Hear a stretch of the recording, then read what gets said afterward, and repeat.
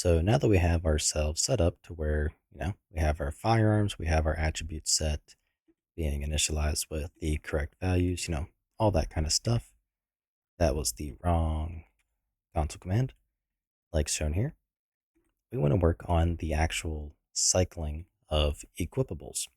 So what I mean by that is we want to be able to cycle from, say, the 1911 to, say, the BAR. So the way we're going to do this is as a test for now. Well, not really a test, more so, setting this up preemptively. We're going to go ahead and add the BAR as a firearm. So let's spawn another actor, set the data asset to the BAR, and let's go ahead and just make sure we're good to go here. So the magazine capacity, let's do 20, and then the ammo reserve will do, 20 times 10. So that'll be kind of our more or less starting point. So we can get rid of this, which will cause the unequip, and simply spawn another actor, which would be the, BAR. Then we simply want to add an equipped actor. So we are, for the most part, pretty much good to go in terms of being set up for, testing. Actually, before I forget, we need to add the fire ability as an ability that we can use. So GA fire. So add that in the bar data asset. So let me walk you through kind of the logic here. So we're going to have a gameplay ability that when fired, it's going to run the can activate ability function.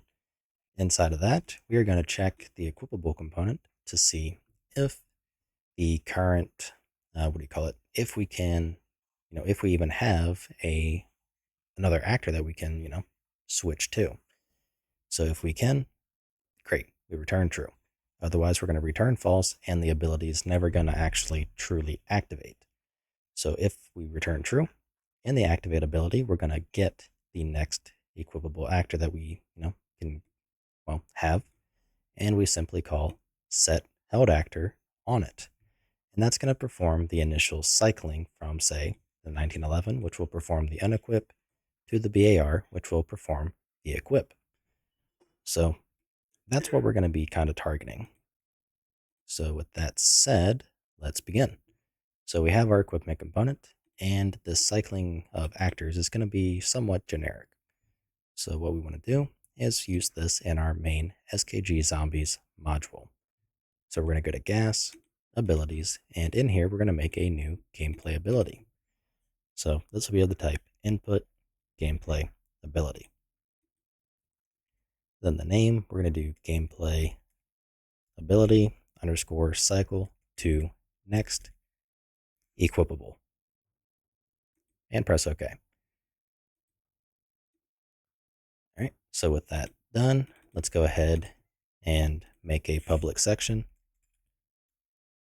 Let's override the can activate ability, and let's also override the activate ability, and create the definitions for all three. So let's clean these up a bit, like so, and we are good to go. So now we just need to make an input tag.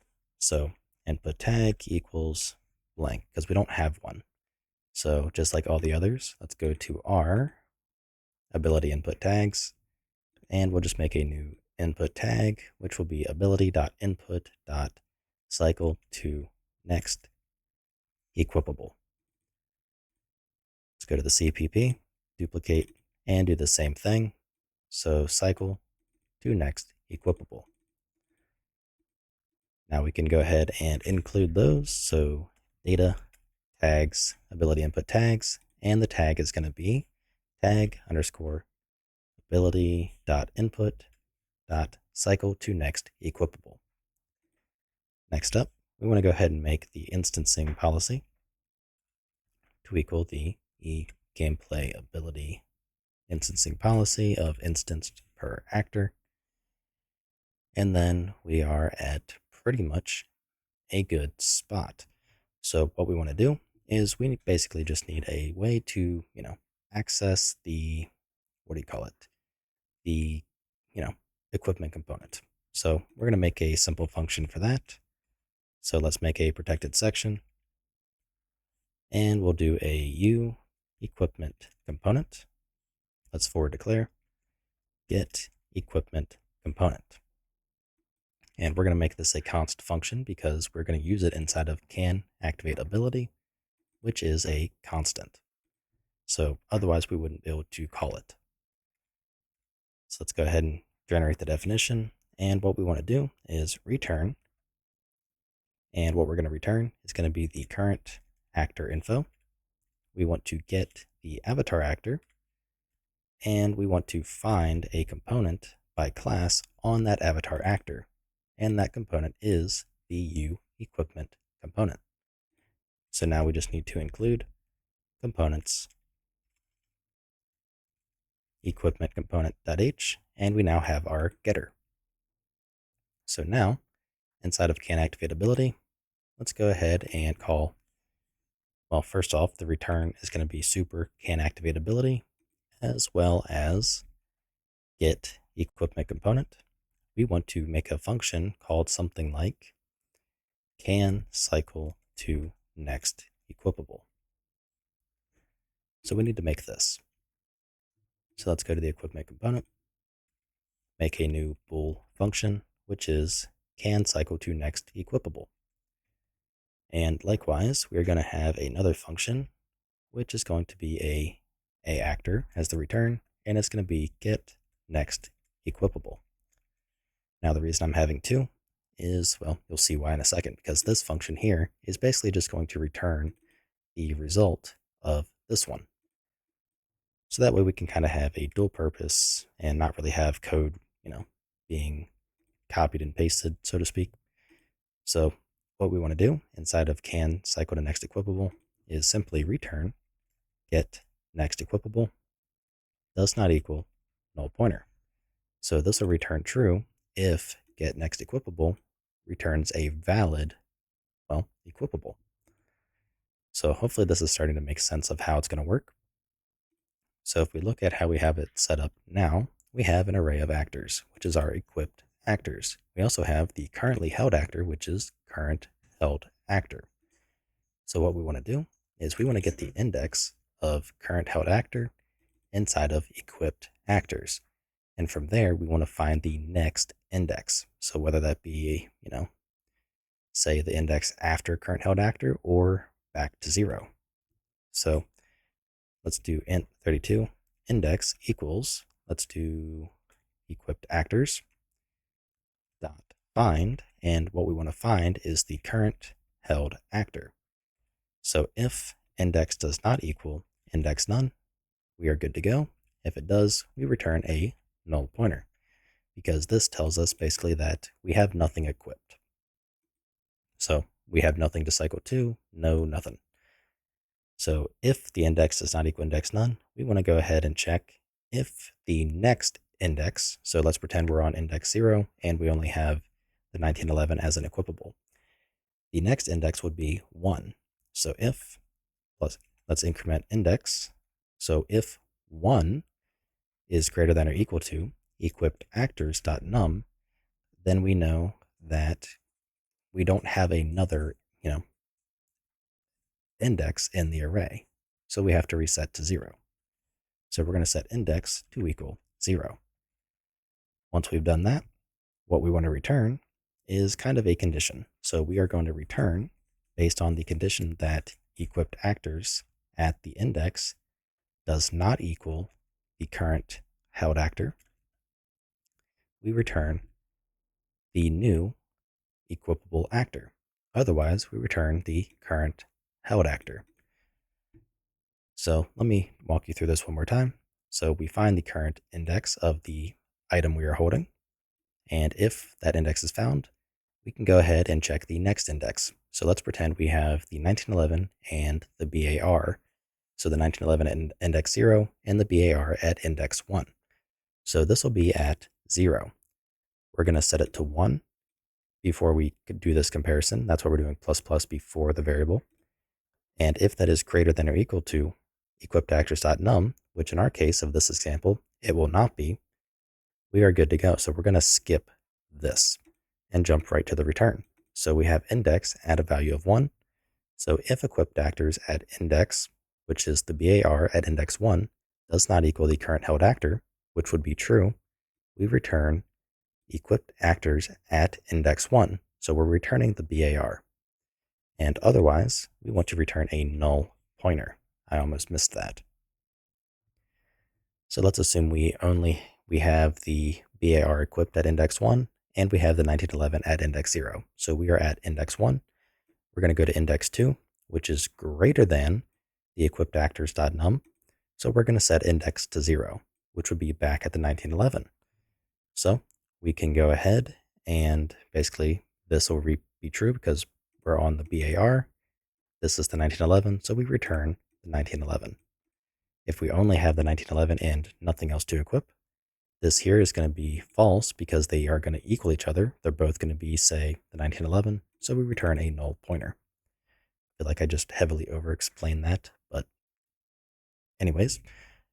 So once we have that, we want to go ahead and make can cycle to next equipable a constant function, like so. Oh, and I guess we can technically make get next equipable also a constant in this case, which we kind of have to. So this way we can use them as well from our can activate ability function. So we have can cycle to next equipable. So if this is true, the ability can activate. So now that we know the ability can activate, we want to get the next equipable. So if a actor, let's do next equipable equals get equipment component, get next equipable. So if this is valid, we want to basically just call the function that we made, which is set held actor. Now at some point, we're going to have to rename these as well as rename this, but for now it's not a concern. So we need to get the equipment component and simply call set held actor and pass in the next equipable. And if this fails here, so for whatever reason, which realistically it shouldn't, we would want to go ahead and just simply end the ability. So handle actor info, activation info, false, false, because we don't want to replicate and we are not necessarily canceling, so it's not a big deal. So, because we don't really have, we're not checking to see if we canceled, for example. All right, so with that said, let's go ahead and close down the editor, recompile, relaunch, and we can go ahead and test out this ability logic and the logic in the equipment component just to make sure that we are, in fact, good to go.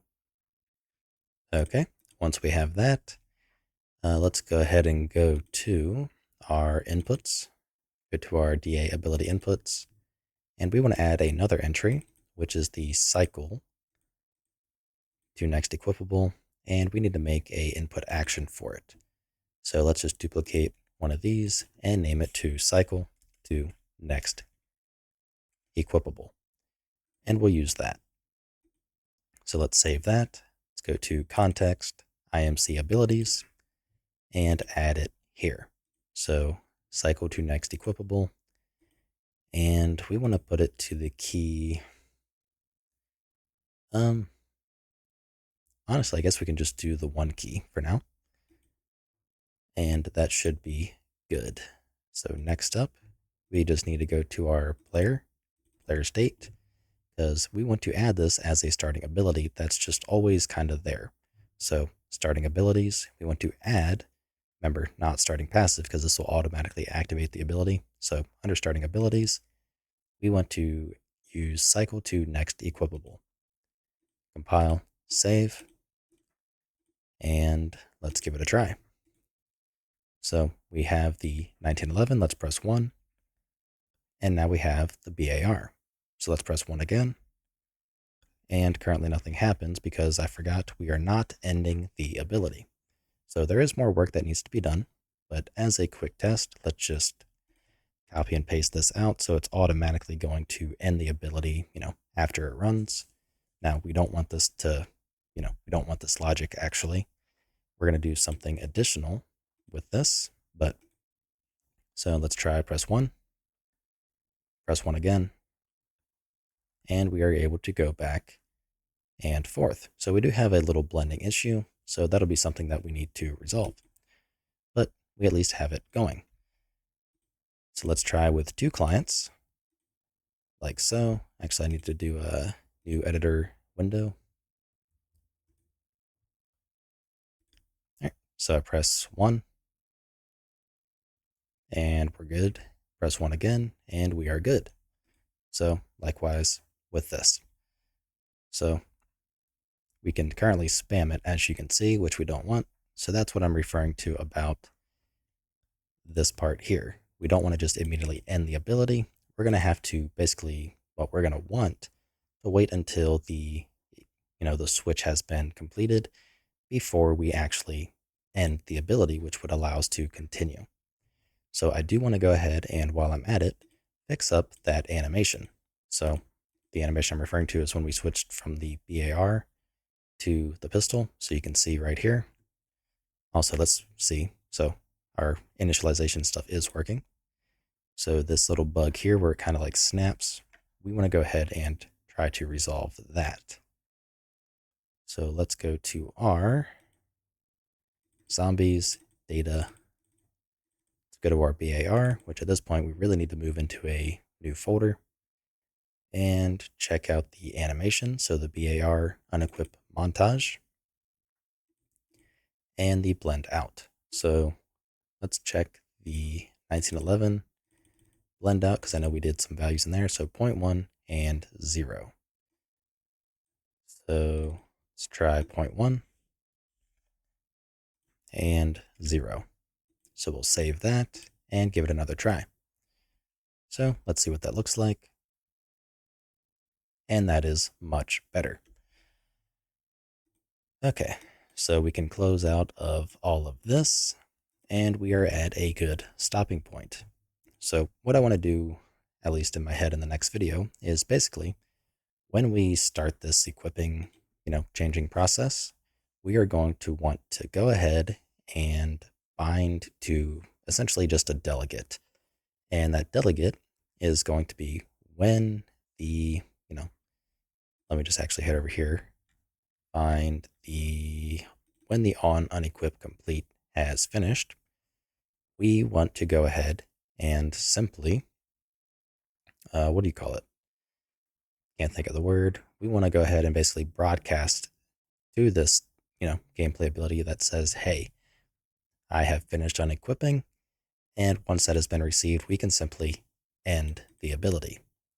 So that way we cannot spam this ability, and it will be live and active along with any tags we want to give our pawn when we, activate this ability during the entire unequip process. And then once we have finished unequipping, we know we are good to go. So we can just simply end the ability because we have a new firearm in hand.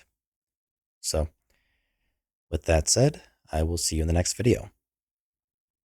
If you like what I'm doing and you want to help support me, you can find a link to my Patreon in the description below, where you can gain early access to this entire series.